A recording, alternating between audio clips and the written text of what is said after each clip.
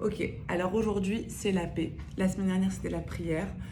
On va faire le cours pour la Refoua Shelema de Eliaou Chaim Anavi Ben Chita Esther, pour la Refoua Shelema de Eliaou Ben Lissi, a good zivug for Nava Bat Ilanit and Sarah Talia Bat Yael, Refoua Shelema le Yitzhak Ben Esther Sarah, Refoua Shelema le Adel Miriam Bat Michal Alia, Refoua Shelema le Heleni Orna Bat Ren Chana Ezra, pour la Refoua Shelema de Julien Yehuda Ben Esther, Tzipora Monique Bat Yosef, Leilou Nishmat Nejma Bat Nelly Sarah, Leilou Nishmat Mesadacher Ben Michal Fibi, Leilou Nishmat Mesadacher Ben Lydia Chaya Rachel, Leilou Nishmat Michal Fibi Bat Simcha, et Leilou Nishmat Alexandra Esther Bat Patricia Luna. Mizmor letoda hariu ladanai kol haaretz evidu et Adonai besimcha bou lefanav mirnana deu ki Adonai hu Elohim hu asanu velo anachnu amo vetzan marito bou sha'arav betoda hatzerotav bitila hodulu baruchu shemo kitov Adonai l'olam chazdo ve'ador vador emunato. Ok. Aujourd'hui la paix. Quand on parle de paix, ça fait résonner quelque chose automatiquement chez nous. La paix, c'est, on a l'impression que ça rime avec réconciliation. On pense que la paix, ça veut dire quand on n'est pas bien avec une personne, on est fâché, alors on veut se réconcilier. Généralement, propre aux femmes, les femmes qui sont le plus atteintes par le fait qu'elles ne soient pas en paix, c'est généralement quand elles ne sont pas en paix avec leur mari, ça nous peste un peu le moral, ça nous rend un peu chêne. On est de mauvaise humeur, on n'a pas de patience avec les enfants pour les faire les devoirs, on n'a pas envie de faire un bon repas. Généralement, quand on pense à la paix, ça nous projette directement dans un conflit. On pense que la paix, c'est dû à un conflit. Donc, on doit se réconcilier. Donc, on doit être bien avec tout le monde. On n'a pas le droit de ne pas être bien, on n'a pas le droit d'être fâché. Si on n'est pas en paix, alors...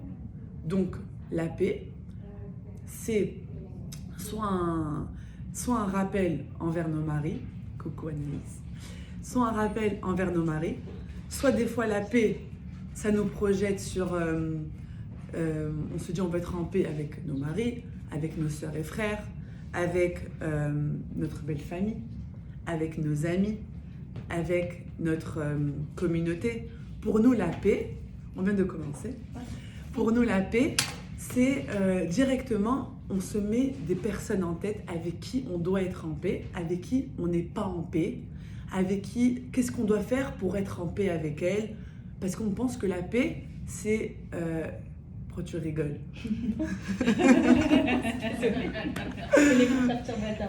Ouais, elle est très, en fait, c'est mon GPS, un peu de... Ça va. Alors, la paix, on pense que c'est viser avec une personne. Alors, le cours d'aujourd'hui, c'est pour nous prouver le contraire. Ou nous donner une redéfinition. Quand j'ai dit on parle de la paix, on a en tête des personnes.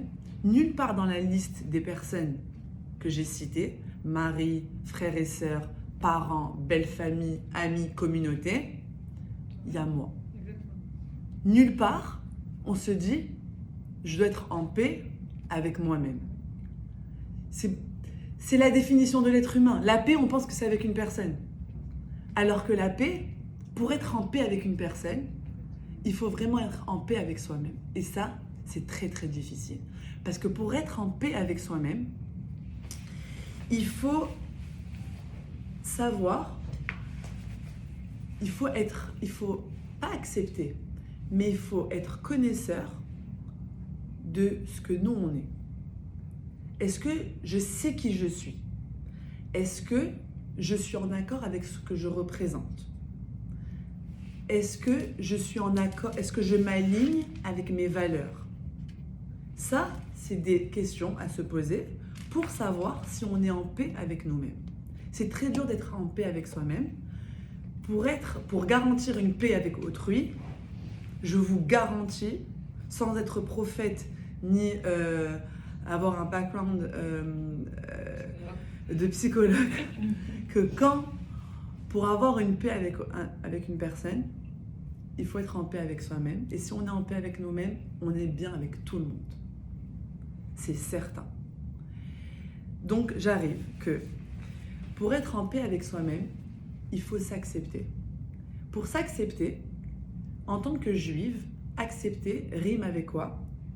Baruch Sha'asani Kirtsono. Quand on fait notre tefila le matin et qu'on cite cette oracha, qu'Hachem bénit celui qui m'a fait selon sa volonté, Akadosh Baruch Hu, ça veut dire que ce que moi je veux être, ce que je suis, je l'accepte. Ce que je voulais être mais que je ne suis pas, ça a été fait selon sa volonté à lui. Affaire classée. Moi, je suis qui je suis. Le Ham Israël, on est tous des frères et sœurs. On vient tous d'un seul papa qui est Akadosh Baruch Hu, mais on est tous très différents. Chacun vient avec une valise éducative différente, des origines différentes, une culture différente, une éducation, une couleur de peau différente, une histoire. Tout le monde n'a pas la même histoire. On écrit notre propre histoire. On est très différents. Même deux sœurs venant d'une même maman, on est très différentes. Donc, on peut être en paix avec l'opposé en étant convaincu que ce qu'on est, c'est ce qu'il a voulu que je sois. On part de ce principe, de cette définition, que ce qu'on est, c'est ce que Hachem a voulu qu'on soit. Je suis nerveuse, c'est ta volonté. Ma mission sur Terre aujourd'hui, c'est de travailler sur ma nervosité. Donc, les personnes qui vont venir autour de moi avec qui je ne vais pas être en paix, c'est pour travailler sur ma nervosité. La paix, c'est moi. Être en paix avec quelqu'un, ça veut dire que si je ne suis pas en paix avec quelqu'un, ça veut dire que je ne suis pas en paix avec moi-même. Il faut revenir sur nous-mêmes. Et c'est quoi nous-mêmes? C'est qui je suis. Est-ce que j'accepte qui je suis? Et si j'accepte pas qui je suis, il faut accepter ce que Hachem a fait de moi. Donc ça veut dire que là, on en vient à la Emouna. C'est un manque de Emouna. Ok.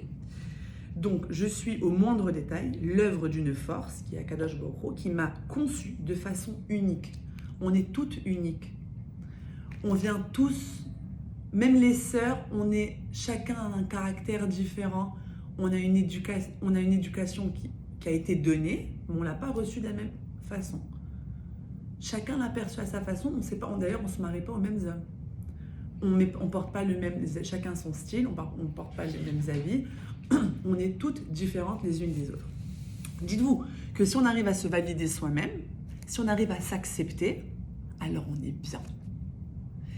Et pour être bien, des fois, on est confronté à des personnes.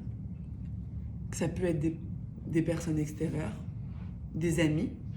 Des fois, ça peut être des voisines très proches. Des fois, ça peut être des sœurs. Des fois, sa propre mère. Des fois, son mari. Je vais par hiérarchie de proximité. Des personnes très proches, ils peuvent nous confronter à des conversations qui font sortir de nous le pire de notre côté. Je m'explique. Par exemple, moi, j'ai fait des choix dans ma vie. Je ne parle pas de moi, je ne vous raconte pas ma vie, là, je vous parle, moi, je veux dire, pour personnaliser le discours. J'ai fait des propres choix. La vie m'a montré, j'ai écrit mon histoire et j'ai déduit que moi, ma personnalité, j'arrive pas à sortir le meilleur de moi-même en compagnie de certaines personnes. Ou si je vais dans un événement qui va me rendre inconfortable, je vais agir pas comme je veux. Ça va me remettre en question. Je veux être bien avec moi-même. Donc je veux m'entourer des personnes et je me mets dans des environnements qui s'alignent avec moi. Maintenant, il y a des personnes, je sens viser personne, ni rien, je sais pas c'est qui m'écoute, mais il y a des personnes qui te remettent en question, qui ont l'art de te remettre en question. Et qui, quand ils te remettent en question, toi, en tant que femme très perfectionniste, tu es tellement vulnérable que tu vas te poser des questions, je veux dire, mais peut-être j'ai pas fait les bons choix. Ou où j'ai adopté un mode de vie qu'on m'a forcé. Est-ce que c'est l'environnement qui m'a forcé? Est-ce que c'est la personne que j'ai mariée qui fait que je sois dans que je sois dans ce mode de vie? Ça va me remettre en question. Et l'instinct de la défensive va faire que pendant le discours, eh ben, on va vouloir constamment se justifier, se prouver. Et moi, j'ai fait ce choix parce que moi, c'est ce que moi je conçois. Un exemple bête. Des études. J'aime la coiffure, ou j'aime la décoration, j'aime la science, ou j'aime l'architecture. Mon choix n'épouse pas le choix des autres. Donc ces personnes vont me remettre en doute mes choix, mes envies, mes inspirations. Je vais être mal. Et cette personne, elle va venir, elle va me dire, mais de toute façon, par exemple, je galère avec les gosses. C'est toi qui as fait ce choix, fallait pas avoir d'enfants sinon. Il y a des gens qui disent ça comme ça. Ouais. Ou sinon, je galère financièrement. Fallait aller faire un programme d'études qui allait ramener plus d'argent. Fallait réfléchir à ça avant. Des personnes.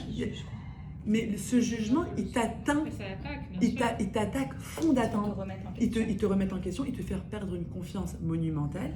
Et ça dépend de la personne. C'est-à-dire que si tu es, à la base, tu es fragile, tu peux tomber dans une dépression.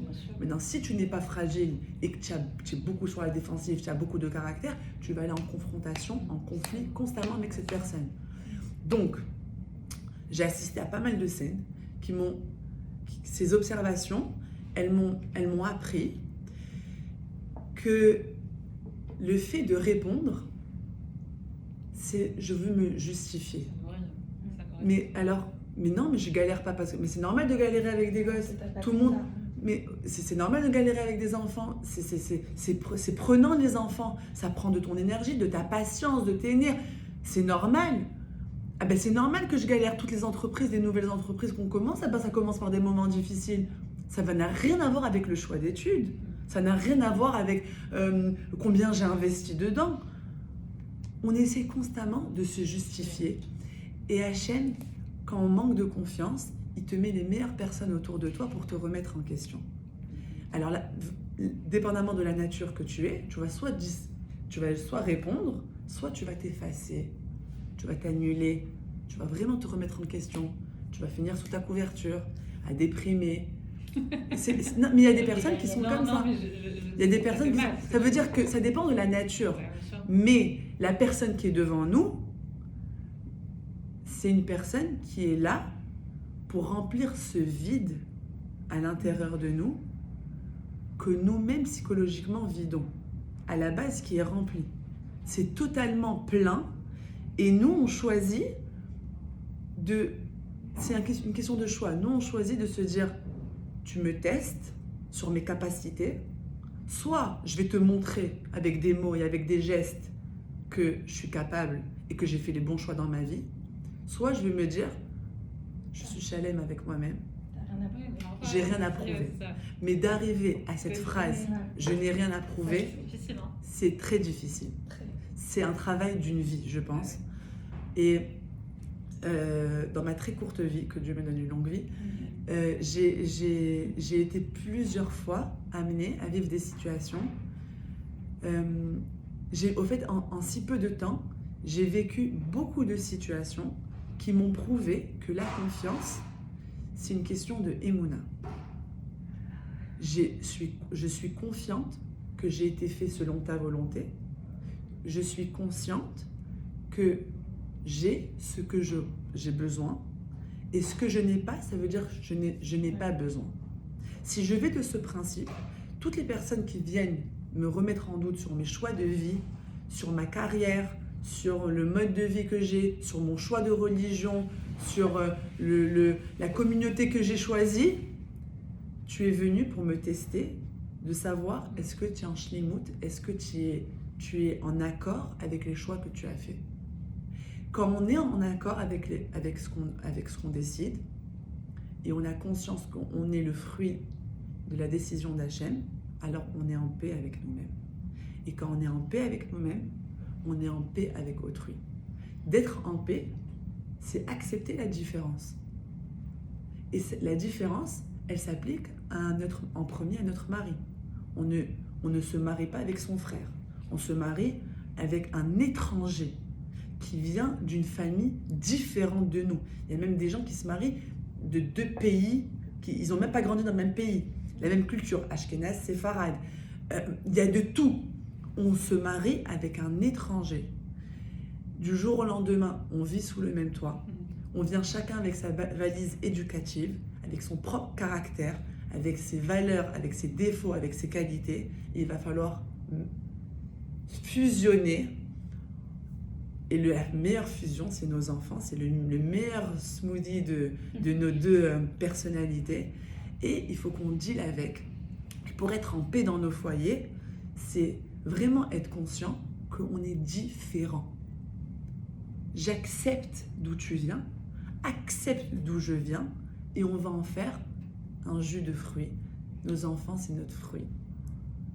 Je parle du mari parce que c'est notre quotidien. C'est vraiment avec qui on s'endort, avec qui on se réveille. C'est la personne qu'on est le plus confronté à avoir des conflits, c'est avec lui parce que c'est la personne qu'on fréquente le plus. À part nos parents, à part nos sœurs et frères, à part nos amis, à part notre communauté. C'est vraiment les gens, c'est vraiment la personne qu'on côtoie le plus. La deuxième catégorie de personnes avec qui on veut être en paix, c'est avec nos enfants. Nos enfants, toutes les mamans souhaitent de toujours être en paix avec nos enfants. Parce qu'on a cette conscience qu'ils vont quitter la maison, qu'ils vont faire leur vie comme nous, on a quitté nos parents et on a fait notre vie. Et on veut garder cette fusion, cet amour, cette fraternité, ce lien de parenté. On veut garder cette harmonie de se recevoir les Shabbats, de voir nos petits-enfants grandir. Je veux dire, ça paraît lointain, mais au fait, la stimulation de notre construction d'aujourd'hui, c'est de se dire, je ne veux pas être une vieille, je ne veux pas employer de mauvais termes, mais être embêtante. Je veux, quand des fois ça me saoule d'aller faire du sport, je me dis, j'ai pas envie que mes enfants y quittent et que je me retrouve seule avec mon mari et d'être la fille qui traîne la savate. Je suis fatiguée, j'ai pas envie. Mais non, je vais être forte, j'ai envie de kiffer tout ce que j'ai travaillé, toute cette construction que j'ai fait avec mon mari, tous ces enfants, toutes ces couches que j'ai changées. C'est pas juste pour être des bébés, j'ai envie de profiter d'eux adultes. J'ai envie de les kiffer, j'ai envie de voyager avec eux, j'ai envie de les recevoir. Et ça a trait aussi dans ma construction financière. Je veux réussir pour pouvoir aussi leur donner. J'ai pas envie d'avoir cette frustration de me dire j'aurais tellement voulu les aider mais je peux pas. J'aimerais tellement faire des voyages, partager, les recevoir mais je peux pas. Nos enfants, c'est notre stimulation.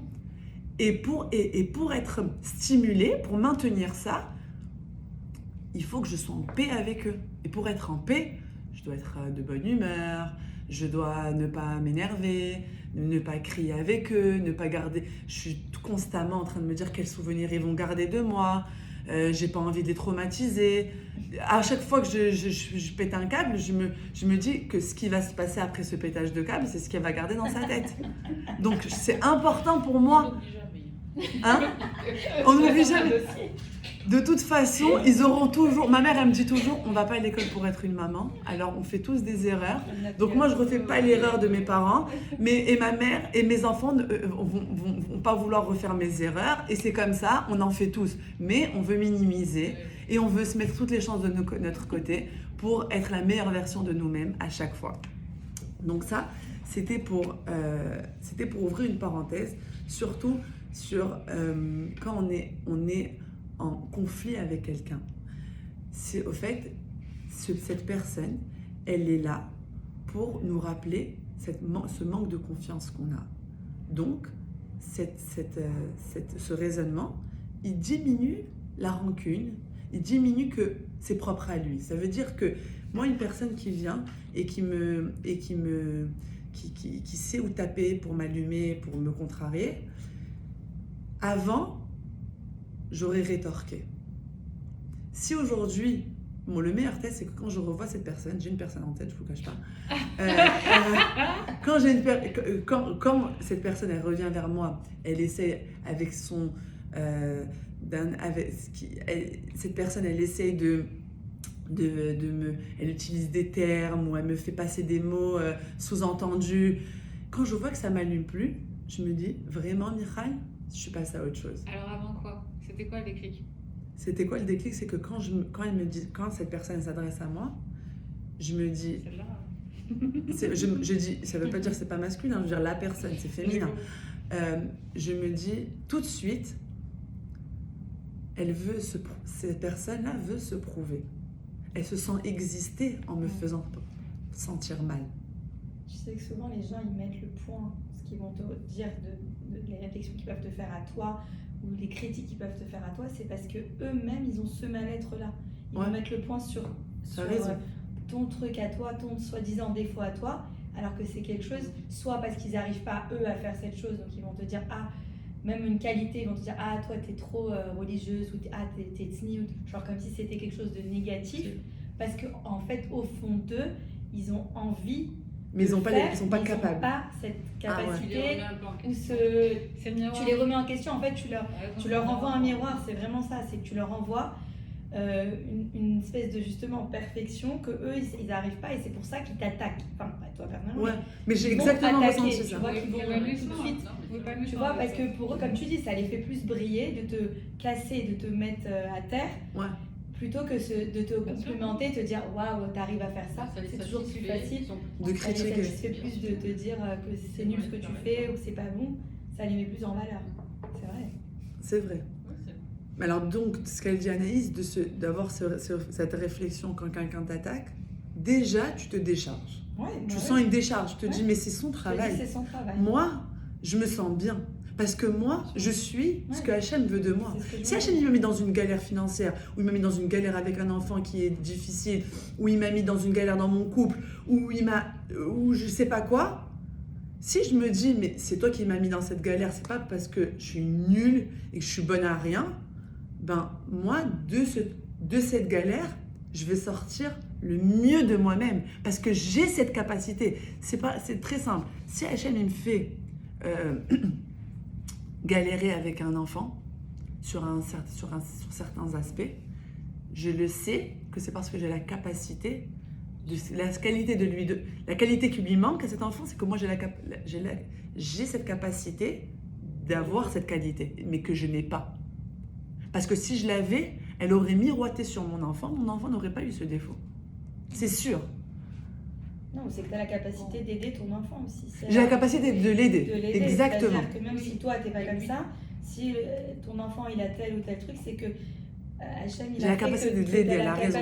D'aider tes enfants. C'est ton rôle d'éducateur aussi. L'enfant, il ne peut pas arriver tout à 100%. On les construit en fait. Mais tu t'es travaillé pour... En fait, moi, je travaille pour lui donner et je veux pas faire de lui moi. Elle est venue pour une autre mission. Elle a un autre travail à faire. Moi, je suis la meilleure maman pour la mener à bien, mais elle va faire ses propres choix, elle aura ses propres challenges. Et c'est la même chose avec nos maris. On ne va pas faire de nous... Des fois, j'entends, je vais lui montrer moi de quoi je suis capable. Non, je vais attendre qu'il fasse ça, je veux voir en parlant de son mari. Mais au fait, on veut... Des fois, tu n'es pas sa mère. Mais non. Genre, tu n'es juste pas sa mère, tu es sa femme. Non, donc, chaque chose a sa place. Mais on a tendance à faire ça. Parce qu'on est maternelle, les femmes. Oh, c'est vrai. Ouais, on materne un peu. Nos maris? Ouais, en général, je pense que c'est une qualité de la féminine, quoi. Ouais, c'est vrai. Même avec les amis, même on a ce côté, genre un peu... Je vais pas en frontal, t'accompagnes, dans la bienveillance, quoi. Bah, voilà, c'est ça. C'est pas, je vais lui montrer, attends, tu vas... Non, des fois, chez plusieurs personnes, c'est comme ça. Je veux dire, des fois, vous savez, pour avoir cet état d'esprit, c'est beaucoup plus simple de l'avoir quand le mari aussi, la personne avec qui l'interlocuteur a le même état d'esprit que toi. Si lui, il va contre un mur avec toi, c'est dur de lui dire « Ben non, moi je te tends la main pour t'accompagner. » Il faut que ça soit aussi réciproque. Tu comprends? En tout cas. Donc, la paix, c'est accepter la différence. quand on est en paix avec soi-même, donc quand on est en paix avec nous-mêmes, la personne qui vient nous confronter, elle ne nous dérange plus. Je vous promets que cette personne que j'ai en tête, à chaque fois que je le revois, je me dis, je vois la chronologie de mes réactions. J'ai un peu mal au ventre des fois j'ai un peu d'anxiété, on dirait des fois je mets une armure, je me dis, il n'y a rien qui va passer, je ne veux pas me laisser atteindre. Tu te conditionnes. Exactement, je me conditionne. Mais ça, c'est au bout de... Ça Tu prend as c'est déjà, le temps aussi, tu as c'est le déjà temps. été confronté à cette personne. Ouais, Mais la première fois, Ouais. il faut être drôlement Faut solide, digérer. enfin, pour répondre à bon escient, et moi j'étais jeune, alors je me dis c'était mon immaturité qui faisait que je répondais. J'étais impulsive. Tu peux être surpris. C'est là, ouais, des fois on a une impulsion parce que quand tu te sens attaqué, on Et est puis, humain quoi. Alors si Ouais. c'est la deuxième ou troisième fois, tu te dis bon, ça va, c'est bon. Je veux prends dire, du recul, mais on quand prend du recul c'est, après. est-ce La que- vérité, moi, cette personne en l'occurrence, Effet de surprise, elle m'a aidé c'est super. à aimer ce que j'ai choisi dans ma vie. Ça m'a aidé à aimer les choix que j'ai faits et aussi, en l'occurrence, à me faire un lien avec Hachem. Alors si tu lui dis merci, elle va te tuer cette personne. Ouais, oui. Non, mais Oui. au final, Vous savez que c'est récemment, pas- j'ai c'est écrit pas une le lettre. plus fort. J'ai écrit une lettre à une personne qui m'a fait très mal et que j'ai pas envoyée. C'était vraiment une lettre, voilà, c'était psychologique. Et dans cette lettre, eh ben, je lui disais merci. Vraiment merci parce que sans ça, j'aurais pas travaillé sur tellement d'aspects que je connaissais pas en moi et qui font que ça m'aide aujourd'hui mieux que rien, Ah oui, que comme des n'importe épreuves. quoi. Et après, j'ai dit, tu sais quoi, je vais l'envoyer cette lettre. Je l'ai faite lire à quelqu'un et la première réaction de cette personne à qui je l'ai faite lire, ça va l'énerver. Elle m'a Ah dit. bon Elle m'a dit, ça va l'énerver de voir que tu la remercies, Ouais, que t'es apaisée. que je suis apaisée de ça. Bien sûr. Et aussi, je vais dire des petits exemples que j'ai, que vous avez dû en avoir dans le passé. Une fois, il y avait une personne chez qui c'était mon patron, chez qui je travaillais, et le vendredi, j'avais off. Tous les vendredis, je ne travaillais pas. Et un Shabbat, donc je recevais pour l'anniversaire de ma fille, j'ai invité beaucoup de monde, et j'ai fait du coup une très grande table. Et cette personne, j'aurais pas dû le dire parce que c'était mon patron, cette personne m'a dit, ah, c'est peut-être pour ça que tu n'es pas venu vendredi, c'est à cause de ça que tu n'es pas venu vendredi. Tout le monde me disait, quelle belle table, Michal, waouh, tu bosses avec les enfants, je sais pas comment tu fais et tout. Et il y a une personne qui vient et qui me dit, ah, ben je peux comprendre maintenant pourquoi vendredi tu n'as pas chaud au travail. Mais vendredi je travaille pas de toute façon. Tu vois, c'était des flèches que pour me dire, mais pourquoi tu mets ton énergie dans ça, dans ce folklore et pas dans d'autres choses? Mais c'est mon choix. Mais j'ai envie, ok, si je me suis démenée, tu n'as pas dû dormir jeudi soir. Et alors, en quoi ça te regarde? C'est mes affaires, c'est mes choix. Ou sinon, des gens qui me disent, que la cavote, tu te couvres la tête, ça devait pas être facile pour toi. Et en même temps, et d'autres qui me disent autour de la même table, franchement, mieux vaut ne pas se couvrir la tête que de se couvrir la tête avec d'aussi belles perruques. Et des fois, je me dis, et là, on les entend très souvent, ces répliques. Et des fois, j'ai envie de leur dire, une perruque, c'est très beau. Moi, déjà, je préfère mes cheveux 1000 fois que ma perruque. Mais c'est très beau, les perruques. Ça coûte, aujourd'hui, il y a des perruques qui sont magnifiques, qui coûtent excessivement cher, qui portent même à confusion avec si c'est des vrais cheveux ou pas des vrais. Mais je me dis, une perruque, c'est pas tes cheveux, ça fait mal. On vit à Miami, il fait très chaud, ça colle à la nuque, ça gratte, c'est inconfortable. Et à force d'entendre ce commentaire, une fois j'ai dit à table à une personne, et j'en ai regretté, je lui ai dit, mais si vous parlez comme ça, c'est parce que vous êtes loin d'être capable de le faire. Le jour où vous êtes capable de porter une perruque sur votre tête, alors à ce moment-là, on va commencer à discuter de la qualité de ces plus belles perruques qui sont... D'ailleurs, c'est très simple. Les personnes qui critiquent, c'est des personnes, comme elle a dit Anaïs, qui ne sont pas capables de le faire. Ah oui. Genre la personne qui va critiquer sur la tignoute, je vous garantis qu'elle n'est pas tignoute. C'est pas une personne... Mais qu'elle a envie peut-être. Non, qu'elle l'est pas. Mais c'est pas dire qu'elle n'arrive pas à le faire. Il y Oui, aurait mais pas un c'est peu de parce qu'au jalousie fond alors d'elle-même, comment on dit, tout à l'heure, il y a une remise en question. Ouais. Ça la confronte à ce que exactement. c'est Et moi, je genre fais le mal et pareil. le bien. Genre elle se dit, au fond, elle sait que c'est son Donc c'est chemin. peut-être pas si mauvais que ça pour elle, pour la personne qui va critiquer comme ça, c'est que C'est que ça peut-être lui elle fait après, quelque ça va lui chose. faire. Tandis qu'un peut-être Ouais, mais la elle va vérité, faire c'est son un propre travail c'est un autre travail Son pour travail, elle de c'est passer quotidien, hein. Ouais, c'est cet vrai. ego-là C'est vrai. et de se dire. ça glisse. Non, je sais pas. Non, je veux dire, c'est pas donné à tout le monde de se dire si ça me fait tellement mal d'observer C'est un quelque succès chose. comme ça, c'est que j'ai envie d'intérieur, c'est quoi ce Mais vide? bon, ça, Allez, je vais travailler peut-être sur que la moi. remarque, elle s'est pas trop dit ça encore, mais peut-être qu'un jour viendra. Ce que je veux dire, c'est que son cas n'est pas désespéré. Ça a déjà. Pour Ça Ouais, mais c'est pas mon quelque travail à moi Oui, non. de me justifier. Non. C'est-à-dire que maintenant, Ça la remet en le question. signe que tu es en paix avec toi-même, c'est de me dissocier de ça, de me dire ça, c'est ton travail.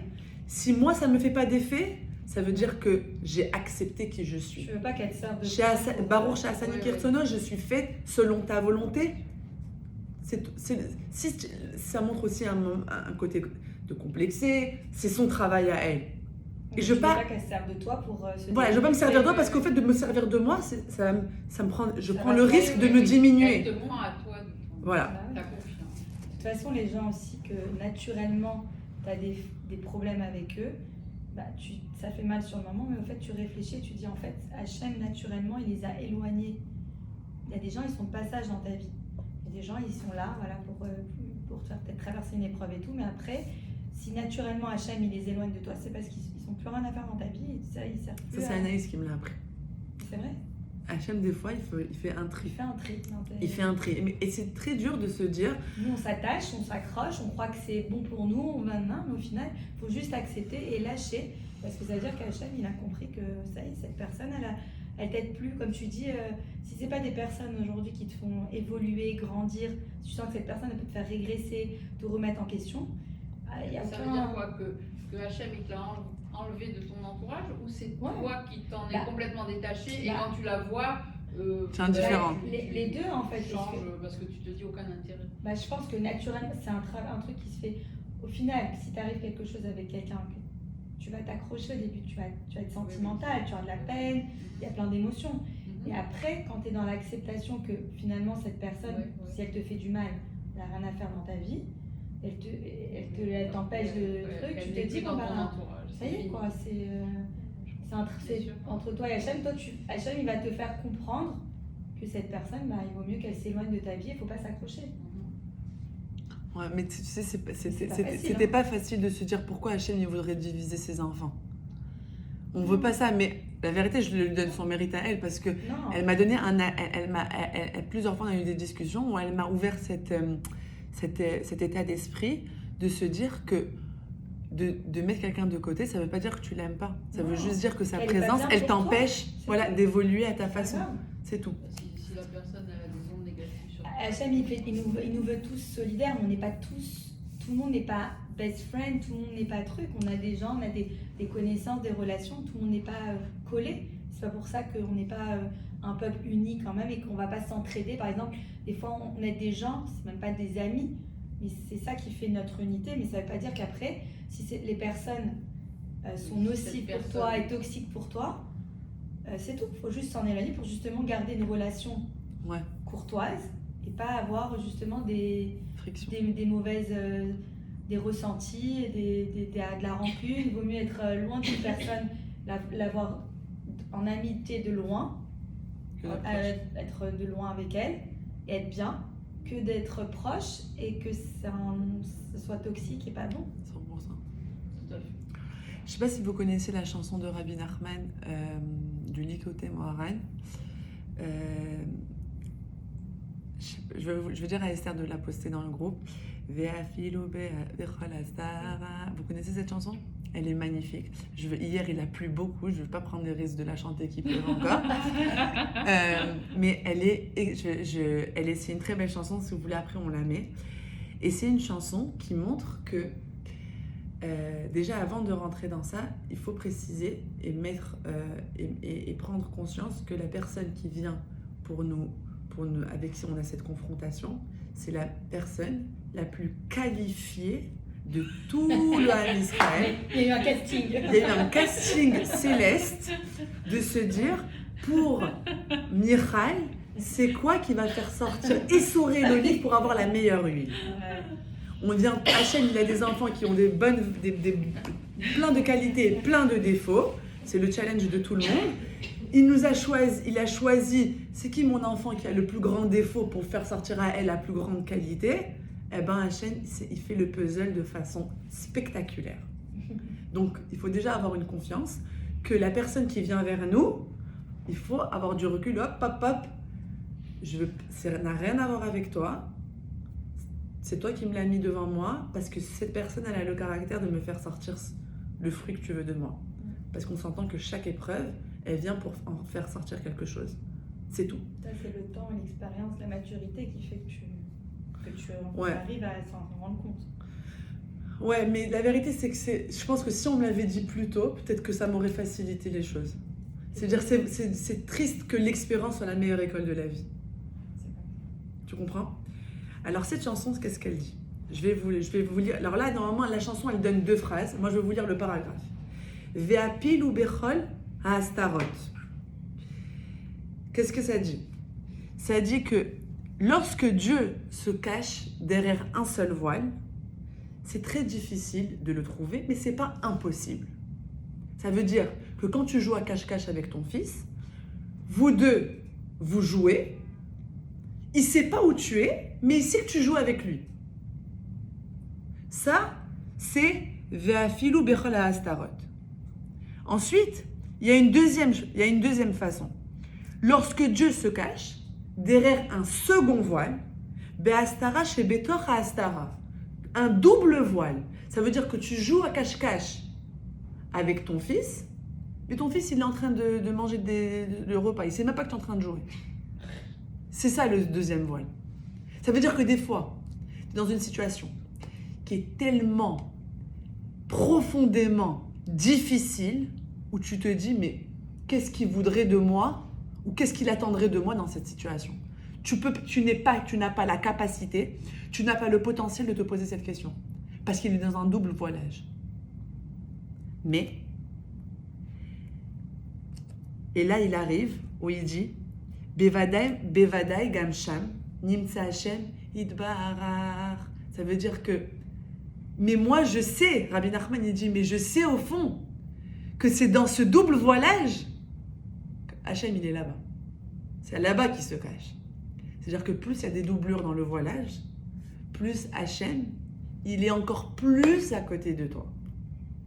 Et c'est pour ça que je l'ai dit dans les semaines précédentes, que quand on vit un moment exponentiel de joie, ou d'immense tristesse, ou d'immense angoisse, c'est une proximité de haute voltige avec Hachem.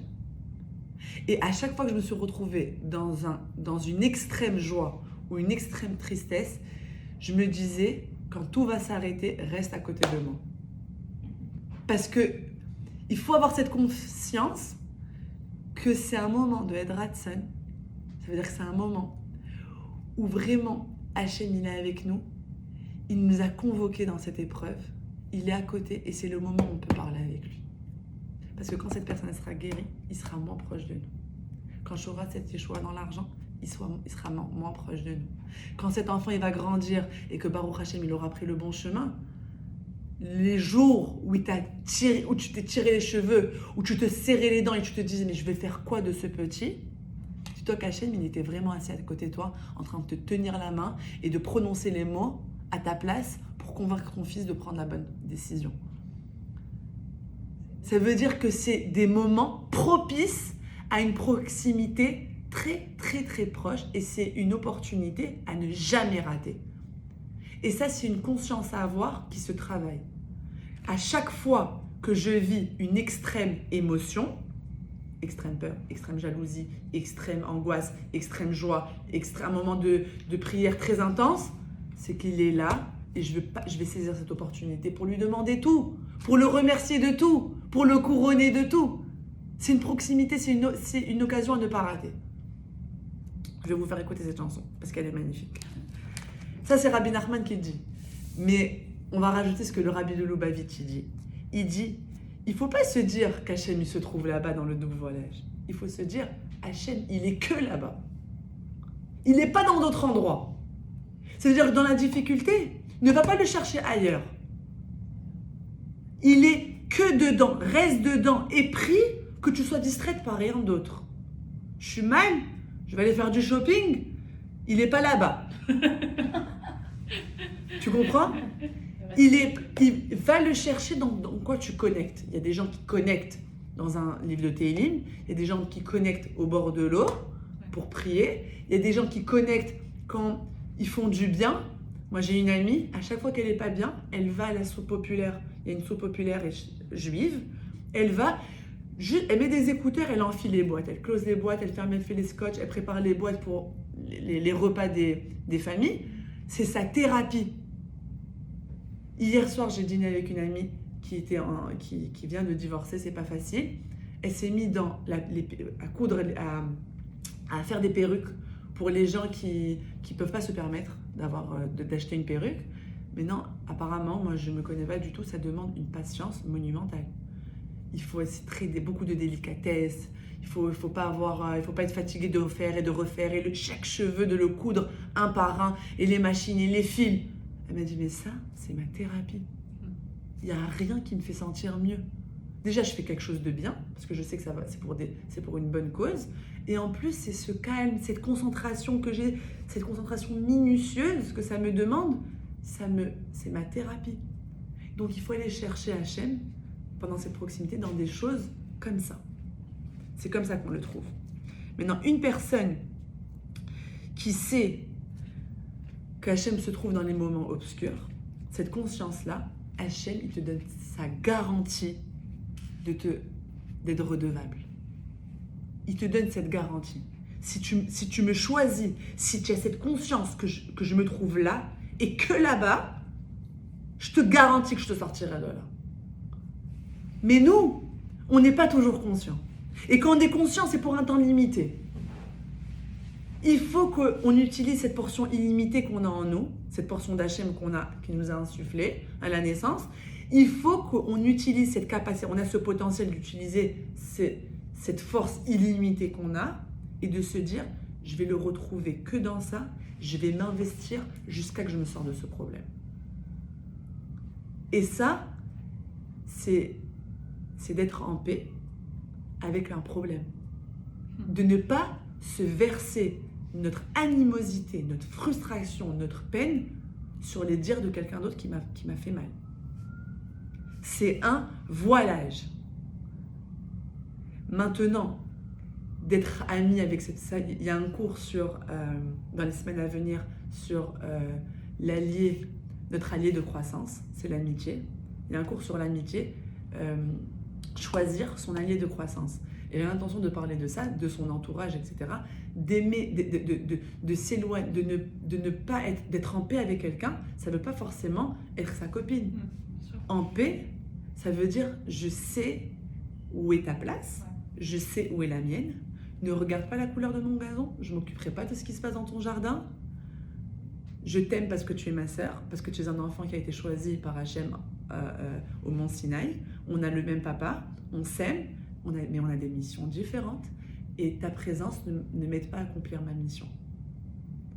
Ta présence, elle est toxique pour moi. Alors éloigne-toi de moi, accomplis ta mission, moi je vais accomplir la mienne. Et ça aussi, des fois, de faire ses choix, c'est aussi savoir s'investir, dans ma mission. Parce que ça veut dire quelque part que tu connais c'est quoi ton but ici dans le monde. Et des fois, on va chercher les meilleures ressources pour nous donner les chances d'accomplir. Pour un examen de maths, tu ne vas pas aller étudier la philo. Tu vas étudier tout ce que tu as en maths. Donc, cette personne, j'aime la philo, mais ça ne m'aide pas pour mon examen de maths. Alors, je t'aime à toi, mais tu ne vas pas m'aider pour ma mission. Donc, on va prendre des distances. Et c'est très healthy. Et ça, c'est être en shalom. Le shalom, c'est pas s'appeler une fois par semaine pour se dire comment tu vas ou s'envoyer des trucs. C'est chacun prend ses distances. Ça, c'est super important. Une petite parenthèse.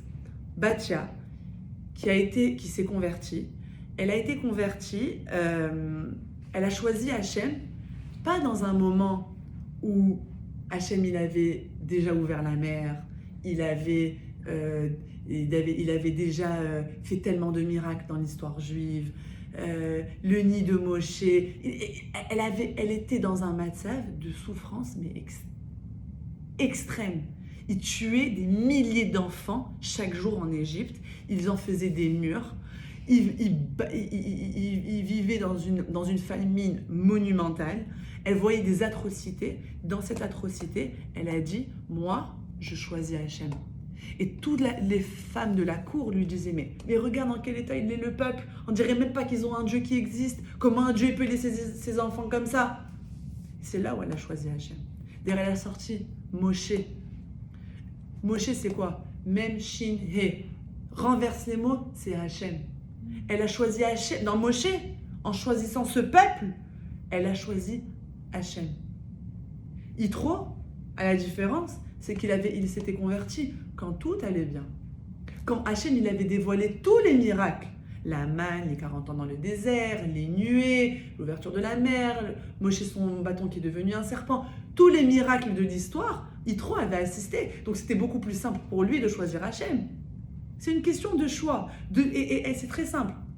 Ils disent que Batia, elle a une place très spéciale en haut parce que elle a choisi Hachem dans l'obscurité. Et maintenant, on parle de Hanouka. Quand on choisit Hachem dans l'obscurité, la lumière, elle jaillit plus pour nous. Beaucoup plus fort. L'intensité est beaucoup plus forte. Je vais terminer avec quelque chose. Rabbi Raphaël Pito, le fils de Rabbi David, il a raconté quelque chose la semaine dernière que j'ai beaucoup aimé. Il a dit que